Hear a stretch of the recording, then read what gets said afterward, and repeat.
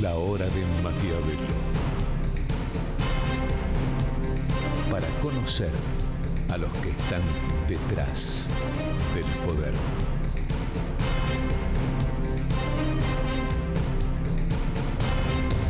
La hora de Maquiavelo. En Provincia ART, nuestro trabajo es protegerte en el tuyo. Provincia ART, la aseguradora de riesgos del trabajo del Grupo Provincia. ¿Qué tal? ¿Qué tal? Buenas noches, bienvenido a esta nueva hora de Maquiavelo, ¿no? Bueno, pues ya sabés que en este espacio tratamos de mostrarte cómo trabajan los maquiavelitos, ¿no? Que no son otra cosa que asesores de políticos, de empresarios, encuestadores. Te propongo analizar el tema, o uno de los temas, que van a seguir y va a fascinar a muchos expertos en comunicación en este 2018 y creo que desde el arranque, y que es el tema de la minería. ¿Suena aburrido? Mira, te voy a explicar. Argentina es un país que tiene, especialmente en el año que pasó, un enorme déficit comercial. O sea, exporta mucho menos que lo que importa. Macri, el presidente Macri, lo sabe y sabe que necesita inversiones, por ejemplo, en la minería para que aumenten las exportaciones. Además sabe que, así como él diseñó una política económica gradual, quizás se sorprendió un poco porque esperaba que las inversiones vinieran de shock y están viniendo gradualmente. Política gradual, inversiones graduales. En el caso de la minería, este va a ser el año bisagra. Brevemente, se tiene que reglamentar la ley de glaciares. La ley de glaciares que dice que no se puede hacer minería en la zona de los glaciares. Ahora, dentro de esta reglamentación va a haber una guerra en torno a una palabrita, que es la palabrita periglaciar. Periglaciar.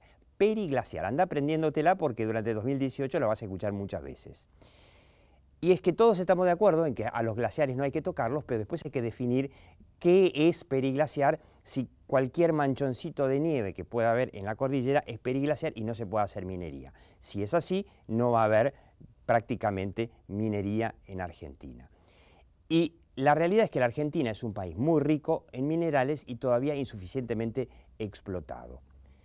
Pero volviendo un poquito más atrás, no quiero parecerme a Pañi, pero yendo un par de meses hacia atrás, en 2017 se cumplieron 10 años de que funcionara la planta de Botnia.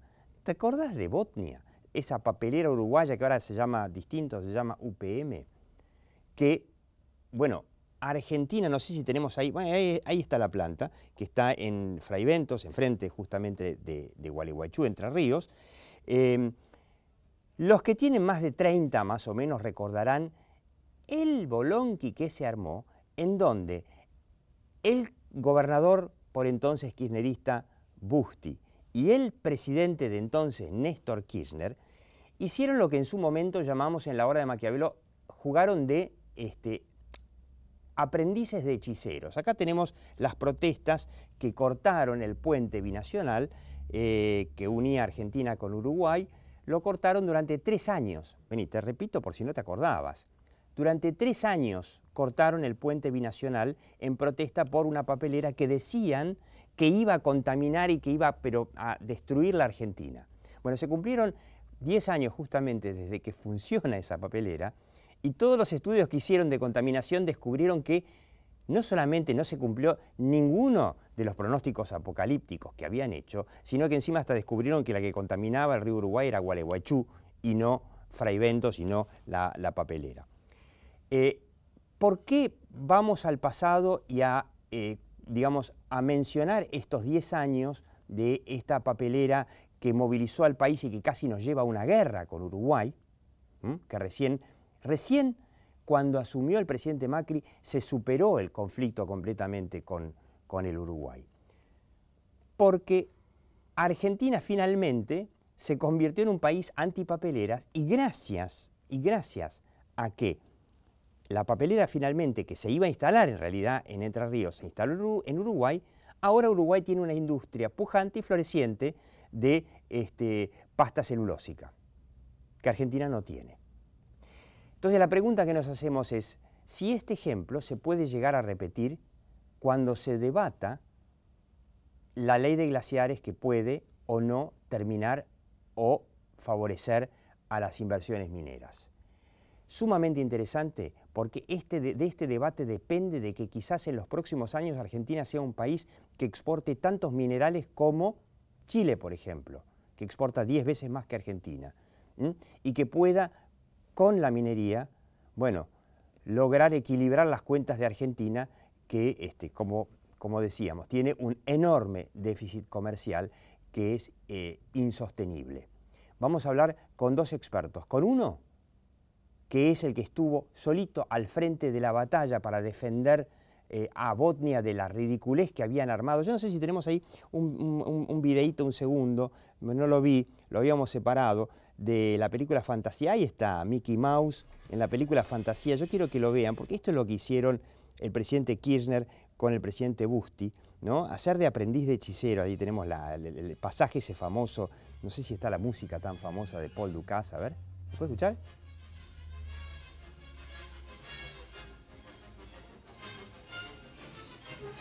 La música del aprendiz de hechicero de Paul Dukas, que usó la película Fantasía de Walt Disney, que con estas escobitas, en donde, bueno, después al final, los que somos más viejos nos acordamos, después al final venía el hechicero y con un pase de magia ponía las cosas en orden. Bueno, en Argentina no tuvimos hechiceros, tuvimos a los aprendices que fueron Kirchner y Busti y que generaron, como siempre, una opinión pública extrañísima en la Argentina, y vale la pena tenerlo en cuenta porque puede haber aprendices de hechiceros también en Argentina en el 2018 cuando se debata el tema de la minería. Quédate.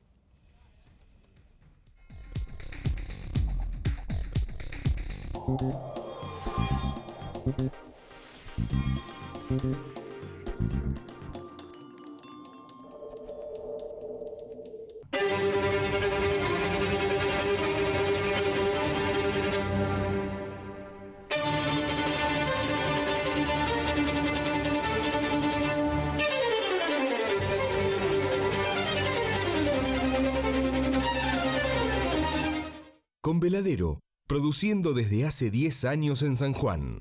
Barrick, Argentina. Aprender es mucho más que estudiar. Universidad Abierta Interamericana.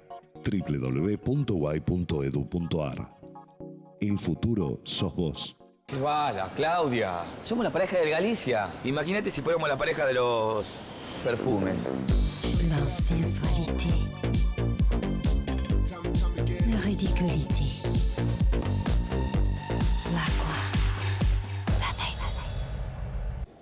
Oh, tenés razón, ¿no? Volvió Vamos los Jueves. Aprovecha los ahorros con tus tarjetas Galicia.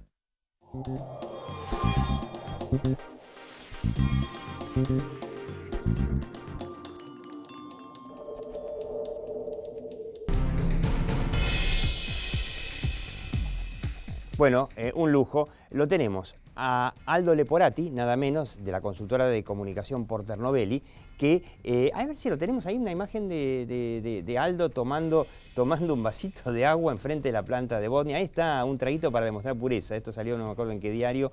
Está Aldo, hace 10 años, en La Nación, hace un poco más de 10 años, probando el agua que salía de la planta de Botnia. Ahí nos vas a explicar un poco.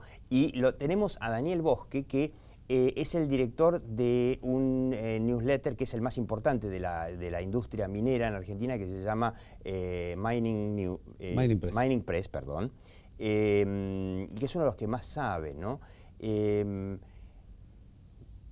Aldo, vamos a ver juntos un videíto, para ponernos en tema, un videíto que armó la empresa, que ahora se llama UPM, no se llama más Botnia, sobre el impacto que tuvo la papelera en Gualeguaychú.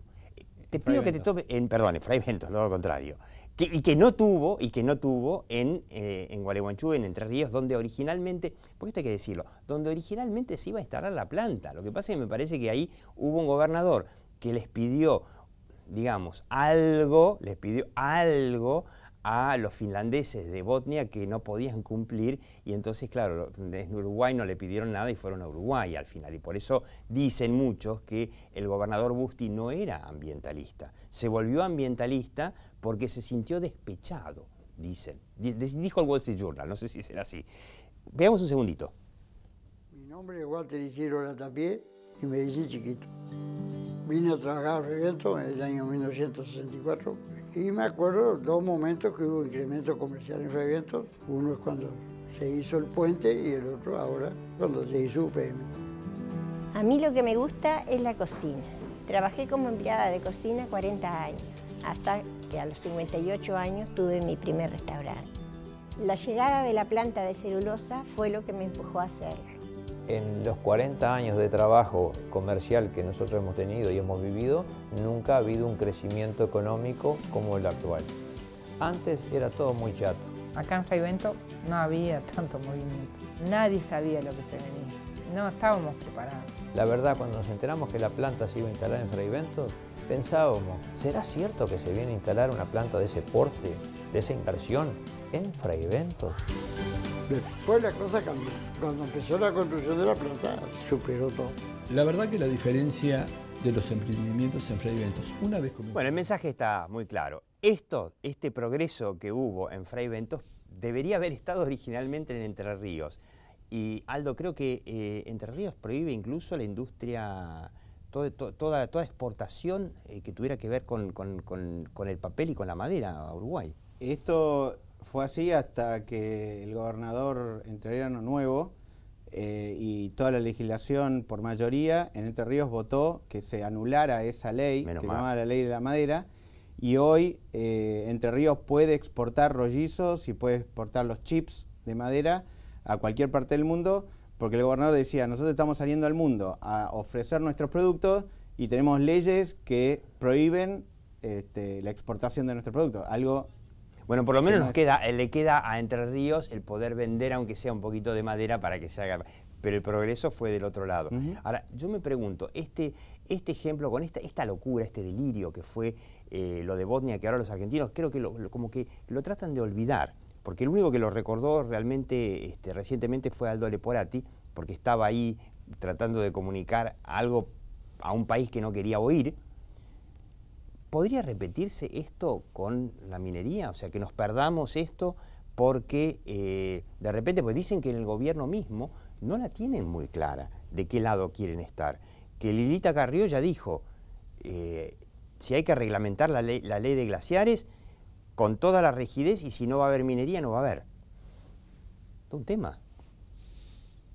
La consideración que habría que hacer es que a la Argentina le cabe en la general de la ley, que es que la minería está complicada en cuanto a imagen en el mundo. En el mundo. En el mundo y en América Latina hay un observatorio, porque la antiminería suele estar mejor organizada que las cámaras mineras. Sí, claro. Entonces hay un observatorio que tiene un mapa de conflictos a escala regional y que tiene 300 conflictos cuantificados desde México hasta Ushuaia, y de los cuales 29 conflictos maduros, o más o menos maduros, latentes o declarados, están acá en Argentina.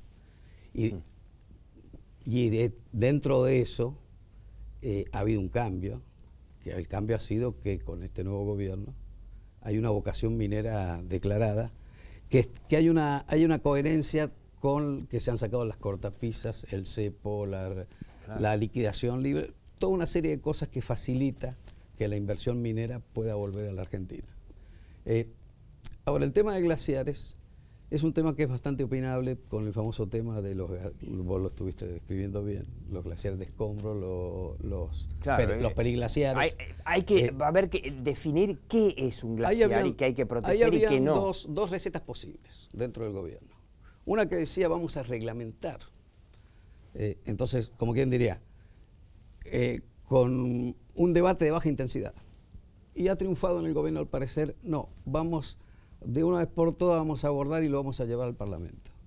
En las mineras no están muy seguros de esa receta. En las mineras hacen silencio. Porque la agenda política, digamos, ¿qué ocurre?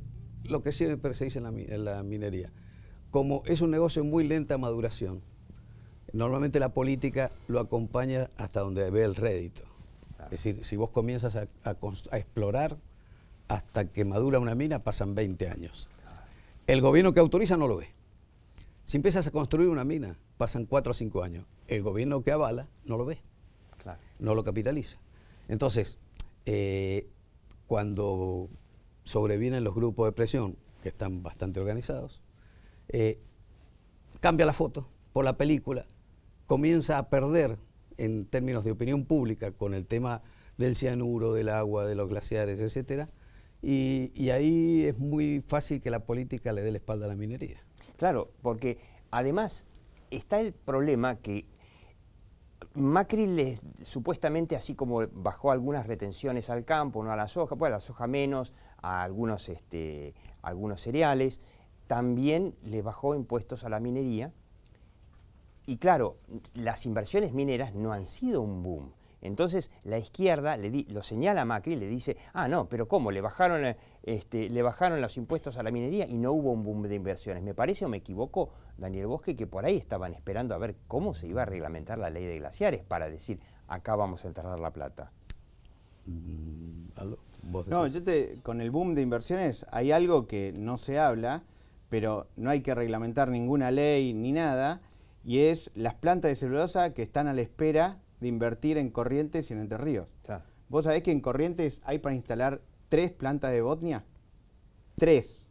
Cada una con 2.500 millones de dólares. Estás calculando ahí 7.500 millones de dólares que Corrientes está desesperado para que se invierta. La cantidad de árboles que hay en Corrientes por promoción forestal de árboles de eucalipto para instalarse son 3. Hay 2 plantas en Entre Ríos que se pueden instalar. Hay 5 plantas, son más de 10.000 millones de dólares. Y no se invierten porque las leyes la prohíben. Porque hay un tema de seguridad jurídica. Lo mismo que le pedían Botnia en su momento, es lo mismo.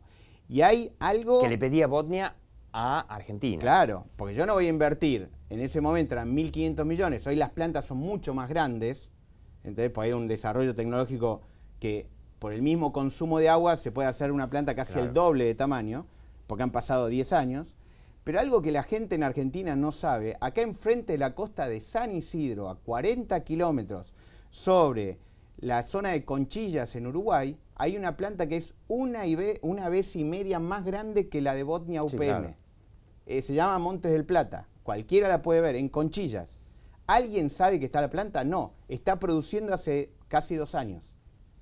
¿Alguien se quejó? Entonces, acá yo siempre digo que hay un tema político. Cuando la política se mete en el medio, ¿cómo puede ser que esa planta es más grande que la de Botnia y nadie? No, bueno, fue el aprendiz de hechicero de Néstor Kirchner y del gobernador que movilizaron a la opinión pública, que hoy todavía vos vas circulando y cada tanto ves algún auto viejo con el sticker que dice no a las papeleras. Una estupidez, no a las papeleras, una estupidez grande como una casa, pero bueno, la opinión pública, lo vimos en el programa, el programa pasado con el caso de Cataluña también, la opinión pública se deja llevar a hacer cosas irracionales y en su contra, mientras no haya nadie que le explique que lo que está haciendo es tonto. Entonces la pregunta de Daniel, ¿cómo ves a la industria minera comunicando esto? Porque yo lo que veo es que los veo callados, se les viene la reglamentación de algo en donde yo me imagino, conociendo cómo es la política en Argentina, que todo el kirchnerismo, toda la izquierda, todos los ambientalistas van a salir casi como lo que vimos con el tema de la ley previsional, a protestar en contra si se reglamenta de manera tal que vengan inversiones mineras. Sí, me lo contestás, aquí hacemos como Majul. Con el cambio... Lo hacemos como Majul, me contestás después del corte. ¿Cómo no?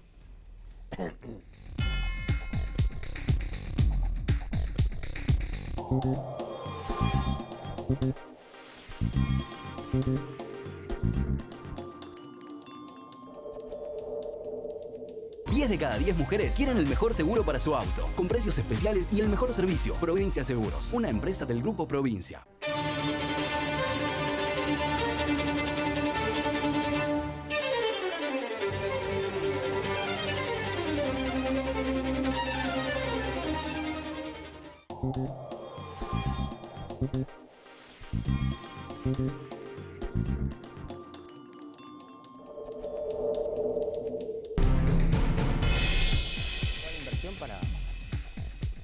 Bueno, ¿no? La pregunta que le hacíamos a Daniel Bosque, ¿están comunicando las mineras preparándose para una posible campaña donde se junten todos, desde Pino Solanas, Cristina, qué sé yo, se vuelvan súbitamente ecologistas porque van a encontrar algo que les va a servir en contra del gobierno? ¿Están preparados para enfrentar, no enfrentar eso, comunicar y explicar?